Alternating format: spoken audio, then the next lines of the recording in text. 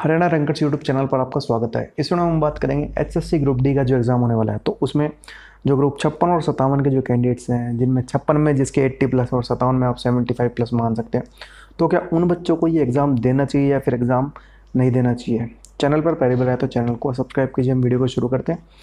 तो दोस्तों पहला पॉइंट हम देखते हैं कि अगर आपकी तैयारी है, मतलब आपने जो 56-57 का एग्ज़ाम दिया था उसके बाद आपने अपनी तैयारी नहीं छोड़ी है, अगर आपकी तैयारी कंटिन्यू है तो आपको बिल्कुल कोई डाउट नहीं होना चाहिए, आपको पेपर देना चाहिए।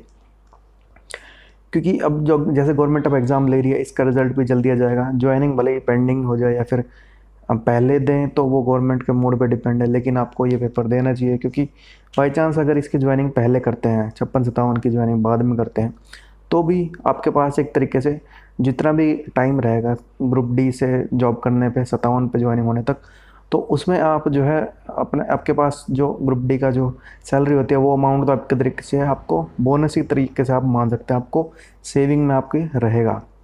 जैसे आपको ग्रुप 56-57 में ज्वाइनिंग मिले तो आप ग्रुप डी छोड़ सकते हैं। तो ये प्लस पॉइंट है। अगर आपकी तैयारी है तो बिल्कुल जाना चाहिए। आपके पास एक तरीके से आपकी सेविंग आएगी। आपको जो ग्रुप डी की अगर पहले ज्वाइनिंग करते हैं तो एक तरीके से आपकी सेविंग अकाउंट में होती रहेगी, जो आपके लिए एक प्लस पॉइंट है।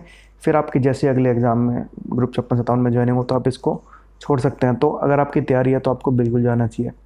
अब हम बात करते हैं दूसरे पॉइंट पे। अगर आपकी तैयारी नहीं है, मतलब आपने 56-57 में देखा कि आपका अच्छा स्कोर बन गया है, उसके बाद आप अपनी तैयारी छोड़ दिया है, तो उस सिचुएशन में आपको क्या जाना चाहिए नहीं जाना चाहिए? तो देखिए दोस्तों, अगर आप नहीं जाएंगे तो ऑटोमेटिकली आप फेल ही हैं, ठीक है। अगर आप फ्री माइंड से जाएंगे तो आप कुछ, मतलब आपके पास 56-57 तो है, देखो खोने के लिए आपके पास कुछ है नहीं। एक तरीके से आप पा ही सकते हैं। अगर आपकी तैयारी नहीं है तो भी आप जाते हैं। तो अगर आप नहीं जाएंगे तो आपके पास कुछ भी नहीं है ग्रुप डी में। अगर आप जाएंगे तो 56-57 तो आपके पास है ही। अगर आपका पेपर अच्छा हो जाता है तो आपके पास ग्रुप डी भी एक प्लस पॉइंट के तौर पर आपके पास हो जाएगा। तो अब बाद में आप चॉइस कर सकते हैं कि आपको कौन सी ज्वाइन करनी है। लेकिन अगर आप तैयारी छोड़ चुके हैं, आप फ्री माइंड है, तो ऐसा तो है नहीं कि आप बिल्कुल ही इस एग्ज़ाम में 50 प्लस नहीं कर सकते या फिर 70 के अराउंड नहीं कर सकते। अगर आपने 80 प्लस क्वेश्चन 56-57 में कर लिए हैं तो एक तरीके से आपकी तैयारी तो अच्छी है ही है।